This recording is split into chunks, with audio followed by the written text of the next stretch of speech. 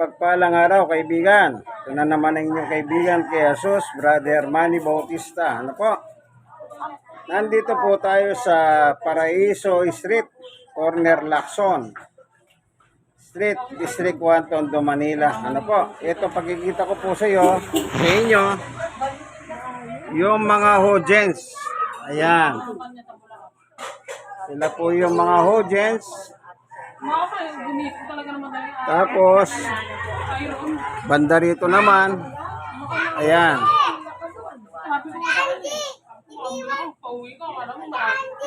sila yung audience. Kaya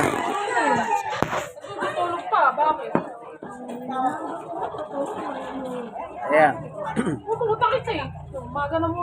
Ang ating papaksayin po ay walang iba kundi yung mga tamang panalangin na tinuro ng Panginoong Yesus. Kasi po lahat ng tao ay nananalangin. Naging ugali na po yan. Mga sinahunang tao pa na sila po ay mahilig manalangin. Yung matandang kaugalian po, yung mga tao, tumatawag sila sa mga anito. Ayan, mga anito kung tawagin. Hindi naman nila nakikita kung anong itsura ng mga anito. Pero tinatawagan nila para tulungan po sila sa kanilang mga idinadaing na problema. At hanggang sa panahon natin, marami pa rin pong mga nananalangin ng mga tao. Ano po? Yan po ngayon ang ating bibigyan pansin. Nung nangangaral po si Jesus, ang isang popular na awit ay panalangin ang kanya pong itinuro sa tao. Kasi po nung araw, nagtanong si Pedro. Sabi ng mga apostol, sila Pedro po, yung grupo ni Pedro, Panginoon, turuan mo naman kaming manalangin. Gaya ni Juan na tinuturuan yung kanyang mga alagad. Kasi po si Juan Bautista noon, meron din po siyang tinuturuan. Ano po? Ngayon, ang sagot ng Panginoong Yesus sa mga apostol na sila Pedro,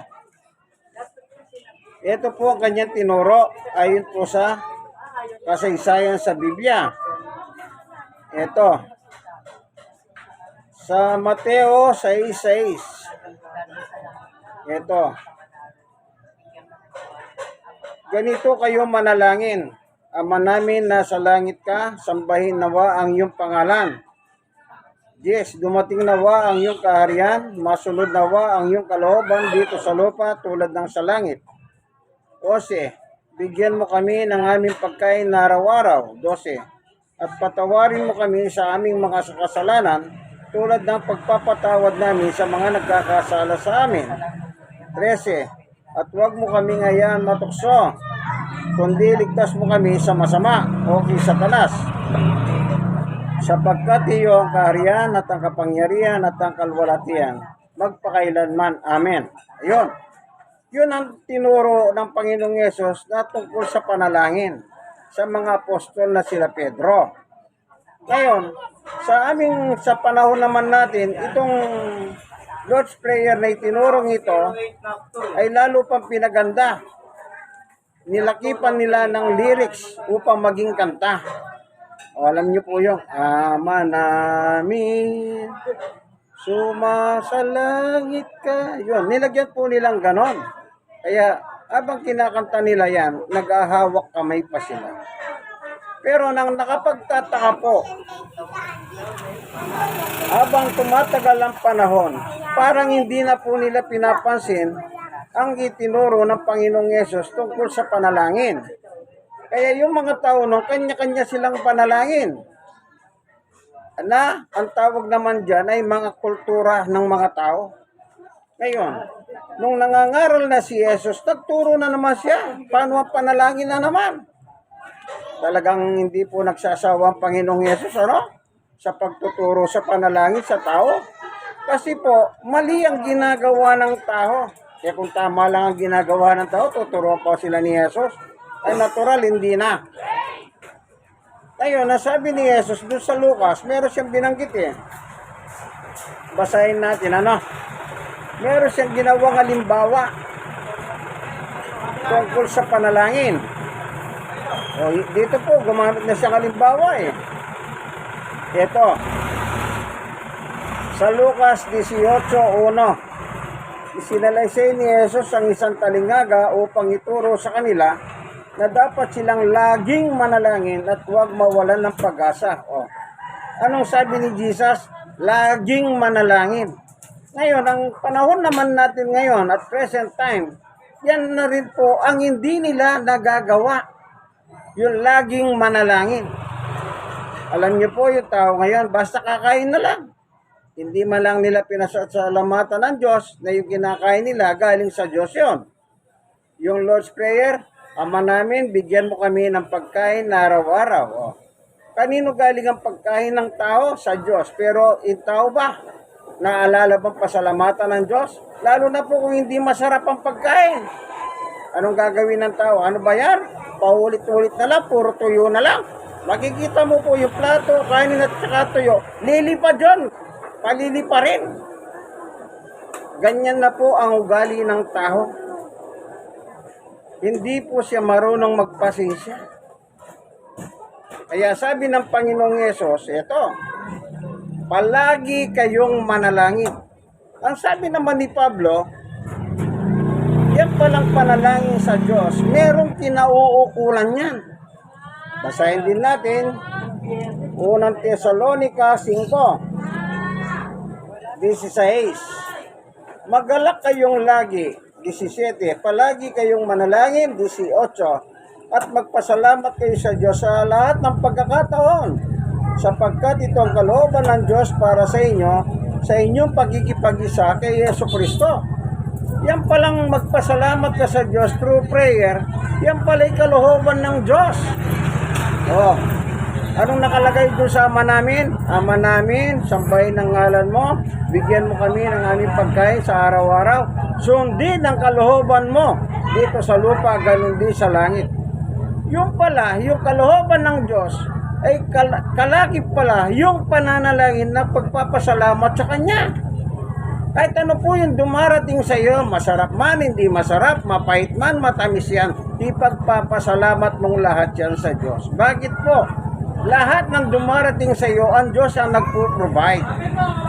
Ngayon, meron naman mga taong mahilig talagang manalangin. Ang sabi naman nila, reklamador naman sila. Ano ba yan? Ang tagal ko nang nananalangin, umihingi sa Diyos ng ganito, ganyan. Hanggang ngayon, hindi niya binibigay. Meron pong taong ganyan. Pero ang nakalagay naman sa Biblia, ayon naman kay San Juan. Ano sinabi ni San Juan tungkol sa mga makukulit na walang kapasensyahan? Ito po, unang Juan, basahin natin. 14. Anong sabi ni Apostol Juan? Ito po, may lakas loob tayong lumapit sa Kanya, sa Diyos. Dahil alam nating ibibigay niya ang anumang hingin natin.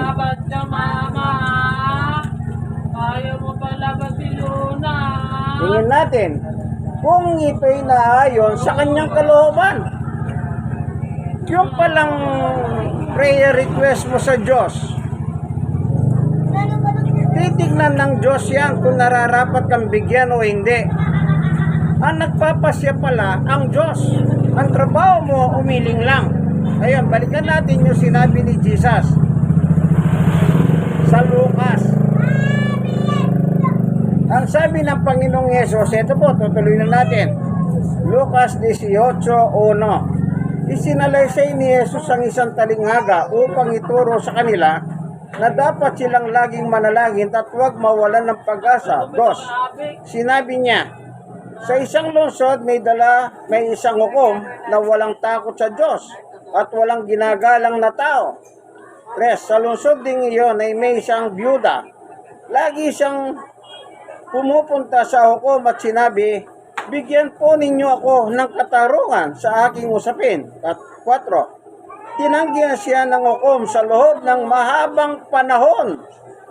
Ngunit nang magtagal ay sinabi ng hukom sa kanyang sarili, kahit ako'y walang takot sa Diyos at walang ginagalang na tao. 5. ibibigay ko na ang katarungang iniiling ng biyudang ito, sapagkat lagi niya akong ginagambala at baka mainis pa ako sa kakapunta niya rito. 6. Nagpatuloy ang Panginoon, pakinggan ninyo ang sabi ng masamang hukom na iyon. Ngayon, ipagkakait kaya ng Diyos ang katarungan sa kanyang mga hinirang na dumaring sa kanya araw at gabi. Sila'y kanyang paghihintayin niya. Sila kaya'y paghihintayin niya ng matagal. 8. Sinasabi ko sa inyo, agad niyang ibibigay sa kanila ang katarungan. Ang tagal pong nagtsaga itong byuda, pero dumating din ang panahon, yung likong-ukob na walang takot sa Diyos, ibinigay po yung kahilingan ng byuda. Yan po ang halimbawa, kaya sabi ni Jesus sa verse 1, lagi kayong manalangin. Huwag kayong iinto hanggat hindi nyo nakukuha o kahit nakuha na ninyo. Manalangin pa rin kayo ng pagpapasalamat. Ang Diyos po ang tumitingin sa puso ng tao. Halimbawa, ganito. Diyos ko, payamanin mo naman sana ako, patamahin mo ako ng loto. Nakita ng Diyos ang puso mo. Pag nanalo ng loto ito, magiging mayabang. O baka naman nakita ng Diyos, baka nanalo ka loto, magiging sanipa yon ng iyong pagkadisgrasya. Kaya ang Diyos ang nagpapasya. Kaya kung minsan ang sabi nila, ang tagal ko nang humihiling sa Diyos, bakit hanggang ngayon ayaw pang ibigay ang gusto ko? Ang tamang kaisipan, tayo umihiling lang tayo. Ano ang dapat natin damdamin? Pasensya tayo.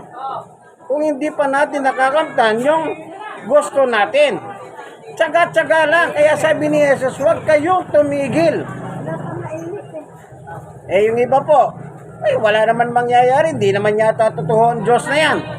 Dalangin ako ng dalangin, wala naman nangyayari. Malikot ang isip ng tao. Kaya nung panahon na nangaral na si Jesus dito sa lupa ng 3 taon, nagturo na naman siya ng panalangin. Dito naman po sa 1, babasahin naman natin sa epistola ni Juan. Ang sabi ni Jesus ay ito, 1:16-23, second paragraph. Baka tandaan ninyo, ano mangingin ninyo sa Ama sa aking pangalan ay ibibigay niya sa inyo. Ang kondisyon, kapag iiling ka pala sa Diyos ng iyong gusto, gagamitin mo ang pangalan ni Jesus. Ang mga iba po, halimbawa, dadalangin sila sa Diyos. Sinong gagamitin nila? Sa pangalan ni ganito, ni ganyan. Hindi po pwede yung ganyan. Kasi, halimbawa, bigyan ko kayo ng halimbawa. Kanino ka nananalangin? Halimbawa, kay Santa Maria. Si Maria ba bahagi ng kadyosan ng Diyos? Hindi. Tao si Maria. Kaya wala siyang karapatan. Halimbawa, tumawag ka naman sa mga santo. Yung mga santong naging apostol, si San Pablo. Hindi rin po pwede yung tao lang din sa San Pablo. At unang-una pa, itong mga santong tinatawag at santa, sila po'y matagal ng patay. Ang patay po walang nagagawa sa buhay. Ang buhay ang may magagawa sa kapwa buhay. Tingnan natin ang turo naman ni Apostol Pablo. Huwag niyo pong gamitin sa panalangin si Pablo, wala nang magagawa yan, matagal ng patay. Pero meron po siyang tinuro. Ito sundin natin yung turo ni Apostol Pablo. Yung buhay, magpipray doon sa mga kapwa niya buhay. Hindi po yung buhay, ipagpipray yung matagal ng patay. At ang masakit doon, ang gagamitin mo, mga taong patay din. Dahil ba sila'y naging apostol, pwede na silang gamitin. Hindi na po kasi patay na sila. Ang patay, wala nang magagawa. Ganito sabi ni Apostol Pablo nung nangangaral pa siya dito sa lupa. Unang Timoteo 2:1. Una sa lahat, ipinakikiusap kong idulog ninyo sa Diyos ang inyong mga kahilingan, panalangin, pagsamo at pasasalamat sa lahat ng tao. Kanino po daw dapat idulog ang ating mga panalangin, pasalamat, pagsamo? sa Diyos, sabi ni Pablo. Oh, pagkatapos gagamitin mo si Pablo sa pangalan ni Pablo. Okay, sabihin mo, sa Apostol Pablo, tulungan mo naman kami. Hindi po pwede yun. Ang turo ni Pablo, wag nyo na pong kontrahin si Pablo. Lalabas niyan, pag kinontra mo si Pablo, lumalaban ka sa kanya. Para kang lumalaban sa Panginoong Yesus. Bakit po? Si Pablo, itinalaga niyang apostol at tagapangaral sa kanyang panahon. Tuloy natin. 2, ito na po. Idalangin rin ninyo ang mga hari at may kapangyarihan upang tayo makapamuhay ng matahimik, mapayapa, makadiyos at marangal. 3. Ito ang mabuti at nakalulugod sa Diyos na ating tagapagligtas. Yung po palang pagdulog sa Diyos sa panalangin natin, ito'y mabuti at kalulugod-lugod sa Diyos. Ang Diyos po pala ang nalulugod sa iyo kapag ikaw ay dumudulog sa Diyos na iniling mo po kung ano yung problema mo. Ano? Anong sabi ni Pablo? Upang makapamuhay tayong mapayapa, tahimik. Ang ganda pala ng resulta pag sinusunod mo kalooban ng Diyos. Ano sabi ni Pablo? Mabubuhay tayong payapa, tahimik. Kaya po nagkakawindang-windang ang buhay ng tao kasi po ayaw nilang sumunod sa proseso na itinuturo sa tamang panalangin na ayon sa banal na kasulatan. Dapat po susundin natin ang mga sulat nila kasi po sila yung itinalaga ng Diyos upang mangaral. At yung aral nila noon hanggang ngayon umiiral pa yan. Alam niyo po, iinturing yan. Bakit? Pagdating ni Jesus, lahat ng pangangaral, hinto. Bakit? Pagdating ni Jesus, matatapos din ang lahat Kaya hanggat hindi bumabalik si Jesus, patuloy tating susundin yung mga tinuro nila na nakasulat po sa banal na kasulatan. Ngayon, anong ginagamit kong Biblia? Ito po, Magandang Balita Biblia, Catholic Edition. Itong Biblia pong ginagamit kong ito, galing po sa Manila City Jail. Sa mga preso doon. Kasi meron isang preso doon na involved sa droga. Ang sabi niya sa akin, napagbintangan lang po ako. Pero nakalaya na yon. Hindi ko alam kung nagsasabi siya totoo o hindi. Basta nga alam ko, nakalaya na siya. Ngayon, ito, ibinigay niya sa akin. Magandang Balita Biblia, Catholic Edition. Pinamimigay naman ng CBCP sa mga preso. Ito po. Actually, kung bibili ka nito, mura lang sa Philippine Bible Society sa UN Avenue, 66 pesos lang ang bawat isa nito. 66 pesos lang. Pero at least libre, hindi na ako gumastos. Ano po? Yan, balik tayo. Itinuro na po ang lahat ng akmang tamang panalangin ng Panginoong Yesus sa atin. Ngayon, tignan naman natin ang Diyos. Sinabi ba ng Diyos na makinig tayo kay Yesus? Ayan. Kasi po, pag hindi mo sinusunod si Yesus, ang tawag sa iyo, Antikristo ka. Ibig sabihin ng Antikristo, nilalabanan mo si Yesus. Tandaan nyo, pag nilabanan nyo si Yesus, may kalalagyan kayo. Ito, basahin ko po sa Lucas 19:27. Anong sabi ng Panginoong Yesus? Kaya sinabi kong may kalalagyan kayo Ito, Lucas 19:27. Nung araw po, binabanggit ko yan. Nasabi naman nila, ay ang gandang tayahan ng wedding. Kasi po, yung lugar na binabible study ko, may nagpapataya ng wedding. Isipin nyo po, yung chapter and verse, gusto nilang tayahan ng wedding. Hallelujah, mga anak ng wedding. Ano po? Ito. 19:27. Tungkol naman sa mga kahaway ko na ako'y ayaw magari sa kanila. Dalhin ninyo sila rito at patayin sa harap ko. Kita nyo po. Anong sabi ng Panginoong Yesus? Yung ayaw sa akin, ibig sabihin, tinatanggihan ng aral ni Jesus, yun ang umaayaw sa kanya. Ano po? Yun ang umaayaw sa kanya. Ano sabi niya? Papatayin nyo sa harap ko. Yung papatayin, meron po nakalagay dito sa 1:15. Babasahin pa natin to para makita nyo po ano yung pagpatay. Ibig ba sabihin gagamit ng barel, itak o kung ano man yan para patayin ng mga ayaw pa sa kay Jesus? Hindi po. Ito nakalagay sa Biblia. Si Jesus po mismo nagsabi sa 1:15. Ito po ang sabi niya, oh. Ako ang puno ng ubas sa verse 5 at kayo ang mga sanga. Ang nananatili sa akin, ako sa kanya. Ang siyang nagbubunga ng sagana, sapagkat wala kayong magagawa kung kayo iwalay sa akin. Says, ito na po.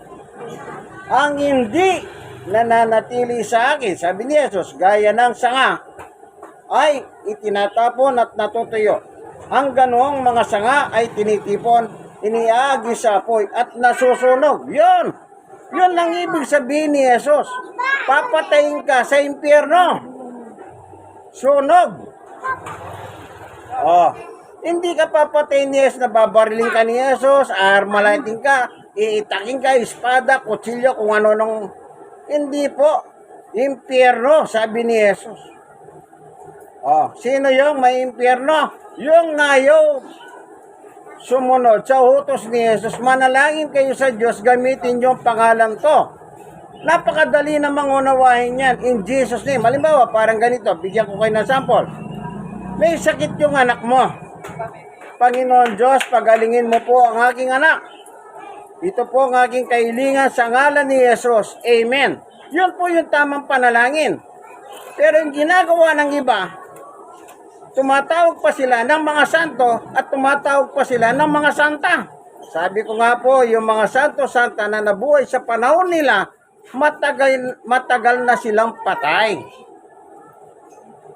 Ang patay po, mabubuhay din yan. Pero sa ngayong panahon natin, hindi po pa sila binubuhay. Yan po ang merong isa nakipagdiskusyon sa akin sa Facebook. Ang dami niyang nilalatag na talata. Sabi ko, nilalabanan mo na si Jesus eh.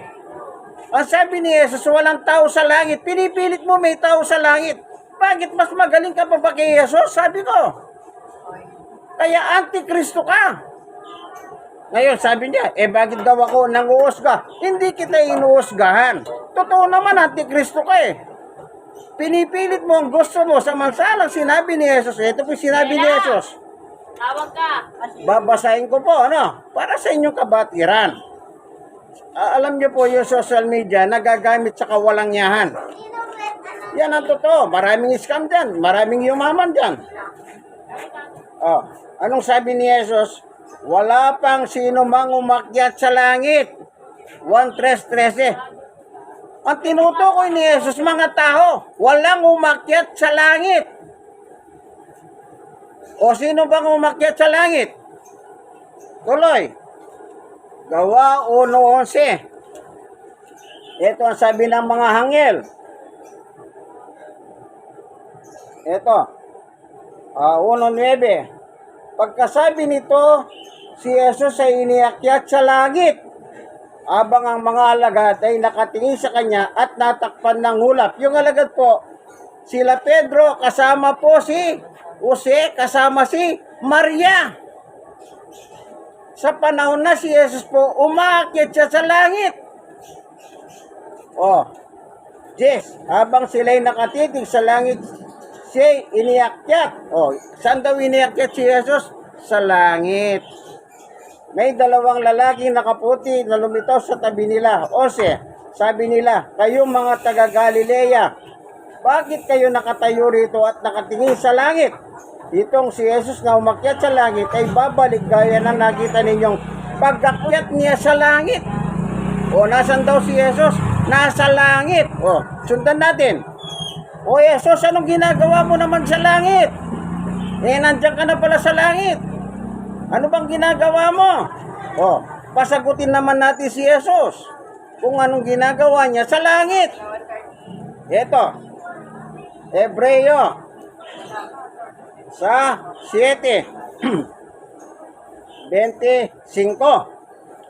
Dahil dito, lubusan niyang maliligtas ang lahat ng lumalapit sa Diyos sa pamamagitan niya, sapagkat siya'y nabubuhay magpakailanman upang mamagitan para sa kanila.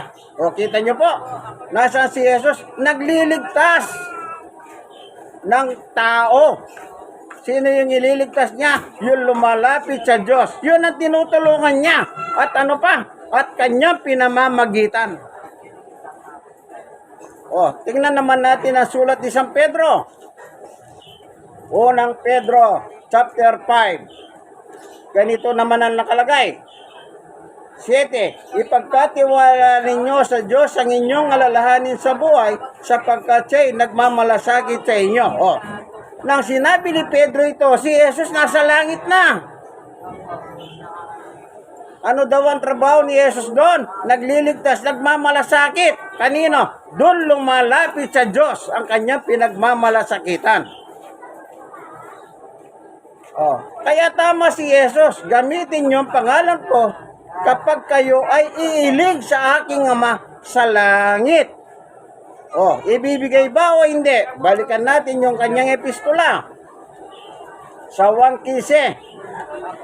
Tuloy lang natin yung kasunod na talata. Sa 7 naman, kanina binasa natin 1:15 sa 5:6. Ngayon, babasahin naman natin yung verse 7. Kung nananatili kayo sa akin, at nananatili sa inyo ang aking mga salita, ingin ninyo ang anumang nais ninyo at matutupad iyon para sa inyo. Sino yung sinasabing sa inyo? Yung tumutupad. Gusto mo ilig ka ng ilig sa Diyos, wala ka naman pagtupad sa kanyang, hallelujah. Kahit naman dito sa lupa, sige, subukin mong humingi sa tatay mo na hindi ka man lang mautusan ng tatay mo, sigurado ba bibigyan ka? Baka tatadyakan ka pa ng tatay mo. Gagawin mo, iiling ka sa nanay mo. Aba, eto, baka masampal ka ng nanay mo. Ano sasabihin ng magulang mo? Walang yakang anak. Gusto mo, hingi ka ng hingi, pero hindi ka naman mautusan. Hindi ba ganyan ang mga magulang dito sa lupa? Anong kasunod doon? Ayun na. Yung rapidong pagmumura. Mumurahin ka mula talampakan hanggang bumbunan, pero anak ka nila. Ano pang ginagawa ng iba? Anak ka ng impaktita. Ang tigas ng ulo mo. Naging impakta ka pa. Hindi ba ganyan ang naturalisya ng tao? Pero ang Diyos hindi ganyan. Tuturuan ka ng Diyos. Ano po? Kaya apan nabubuhay tayo dito sa lupa, alam niyo po yung kayabangan, hindi ka sasamahan ng Diyos, ang sasama sa iyo si Satanas. Pero pag mabait ka, sasama sa iyo ang Diyos. Anong gagawin mo? Hindi magpakabait ka na lang. Magpakabait ka sa Diyos, magpakumbaba ka. Anong sabi ni Jesus? Ito po sa Mateo 11. Meron binanggit si Jesus dito Tingnan natin Nang panahong iyon, sinabi ni Jesus dito sa Mateo 11:25. Panginoon ng langit at lupa. Ano daw ang Diyos? Panginoon ng langit at lupa. Kanino ka lalapit? Natural sa Diyos na Panginoon at Diyos ng langit at lupa. Huwag kang lalapit sa mga santo-santo. Wala nang magagawa yan, mga patay na yan. Huwag nyo na silang guluhin sa libingan. Mga tao, titigas ng ulo ngayon. Bakit ko nasabing matigas? Patay na nga, dinadalanginan pa kung makakabangon lang yan, baka tadyakan ka pa Hindi po ba totoo yan? Huwag pong matigas ang ulo. Kung ano po yung turo, sundin na lang natin. Total, nakasulat naman sa Biblia. Tuloy natin. Nang panahong iyon, sinabi ni Jesus, Ama, Panginoon ng langit at lupa, Salamat sa iyo sapagkat inilihim mo ang mga bagay nito sa marurunong at matatalino at inihag mo naman sa mga may kalooban tulad ng sa bata. Kita niyo po ano sabi ni Jesus? Oh, anong sabi niya? Panginoon at ng langit at lupa, salamat sa iyo. Si Jesus nga nagpapasalamat sa Diyos eh. Ikaw, nagpasalamat ka na ba, kaibigan? O baka kumain ka lang na wala kang pinasalamatan? Kung minsan po yung kapitbahay nyo, bibigyan ka masarap na ulam. Ang dami mong pasalamat na gagawin. Pagkatapos sasabihin mo pa sa'yo, God bless ka.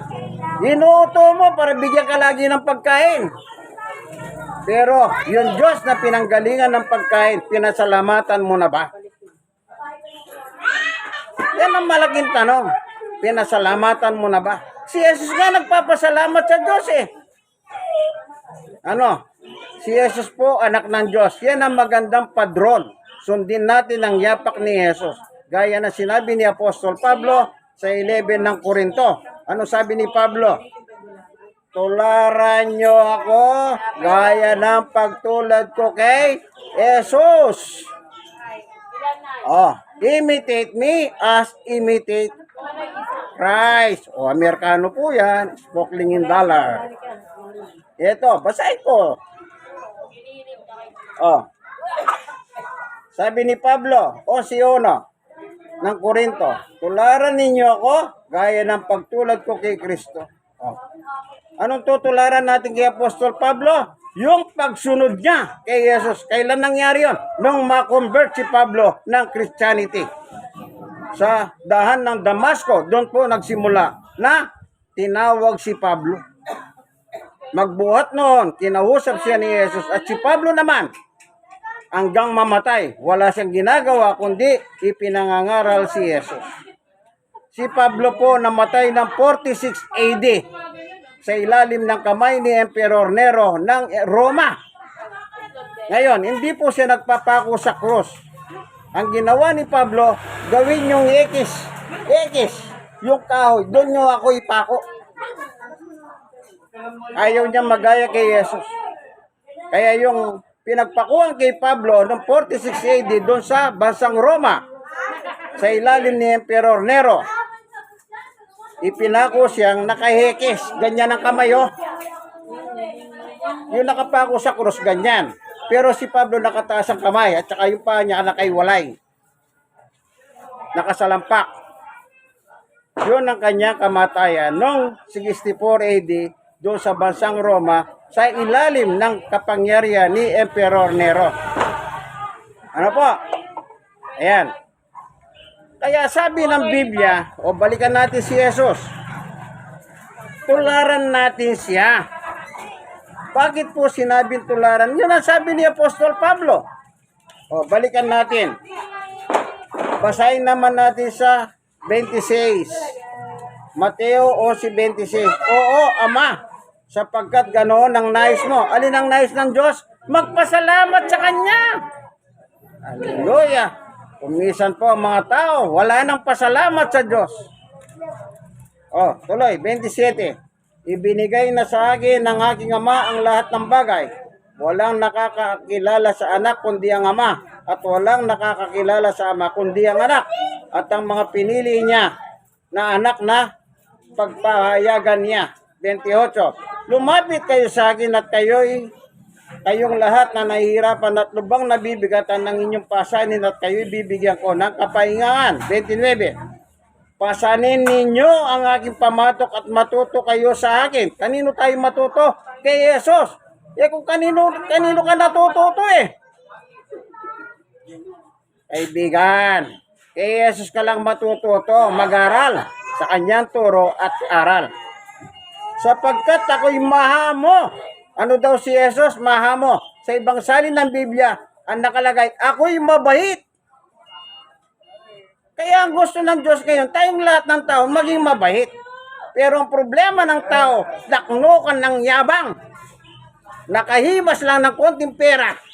Akala mo sino na. Hindi ba totoo yan? Tignan nyo yung kapitbahay nyo. Huwag na kayo lalayo. O kaya yung mismo Sa loob ng bahay nyo na lang. Okay. Ano pa nakalagay sunod? Ako'y mahamo at mababang loob. Oh. Gagayain mo si Kristo. Ang taas-taas ng lipad mo. O ano ka, tigbalang? Vampira. Ang sabi ni Jesus, mababa ang loob. Be humble. Sunod. Makakatagpo kayo sa akin ng kapahingahan. May bigat ang problema mo sa buhay, magiging magahan yan. Pero may kondisyon, sumunod ka muna. Yes, sapagkat madalin-dalin ang aking pamatok at magahan ng pasaning ibibigay ko sa inyo. Ano yung bubuhatin mong pasanin? Yung salita ng Diyos. Panguli. Ayan. Natutuwa na kayo. Panguli na, di ba? Ibig sabihin ng panguli, susunod, the end. Tignan natin si San Pedro naman. Ugnayin natin yung sulat ni Jesus. Sabi ni Pedro, ay, unang Pedro, Kami rin manonood yan sa 4:16. Ngunit kung kayo magdusa dahil sa pagiging Kristiyano, huwag ninyong ikaya ito. Sa halip, magpasalamat kayo sa Diyos sapagkat taglay ninyo ang pangalan ni Kristo. Yun. Ano daw po? Taglay ang pangalan ni Kristo. Kapag sumusunod ka, ang tawag sa iyo, Kristiyano. Yan ang nakalagay sa Biblia. Huwag nyo nang ipagmayamag yung pangalan ng inyong sekta ng reliyon. Wala yan. Burado yan. Ang nakalagay, sabi ni Pedro, Kristiyano. Ano yung Kristiyano? Masunurin kay Jesus. Taglay mo yung pangalan ni Jesus. Yun na sinasabi ni Pablo, tularan nyo ako gaya ng pagtulad ko kay Kristo. Bakit? May reliyon si Pablo, isang pariseo, lahi ng Hudyo, pero nang kinausap siya ni Jesus, ang ginawa niya, itinakwil niya ang kanyang reliyon at ang niyakap niya ang pagiging Kristiyano niya. Kaya nung nililitis na po sa bansang Roma si Apostol Pablo, sabi ni Nungari, Pablo, gusto mo ba akong mahikayat na maging Kristiyano? Ano sagot ni Pablo? Hindi lang ikaw, mahal na hari. Si Hari Festo po yun. Gusto ko, lahat kayong nakikinig sa akin, maging Kristiyano. O, kita nyo po? Bakit? Kristiyano na rin si Pablo. Kailan nangyari yan? Yung conversion niya. Gawa 26:12 hanggang 18. Doon po siya na-convert ni Jesus. At inausap po siya. Mula sa langit si Jesus nagsasalita. Si Pablo nasa lupa, sumasagot naman. Tandaan po natin, maiksi ang buhay. Huwag nyo nang sayangin ang buhay ninyo. Ano po? Ito po ang inyong kaibigan kay Jesus, Brother Manny Bautista. Nasa programa tayong ang tunay na pagbubunyag ng katotohanan o salita ng Diyos ayon sa Magandang Balita Biblia, Catholic Edition. Yan, kaibigan, nakangiti na ako. Alam mo na yan. Anong ibig sabihin pag nakangiti na ako? Like and share. I-share nyo nang i-share sa maraming tao yan. Malay ninyo, makakatulong po kayo. Ano po? Kesa naman ang sinishare ninyo, yung mga kawalang yan sa social media. Wala kayong mapapala dyan. Baka mapahaway pa kayo. Ang i-share nyo po, salita ng Diyos, para ang Diyos masaya sa iyo. Kaibigan. Hanggang dito na lamang po, ano? Ang ating munting video. God is good. Ayan, may sumagot. All the time. Amen. God bless us all. Bye-bye.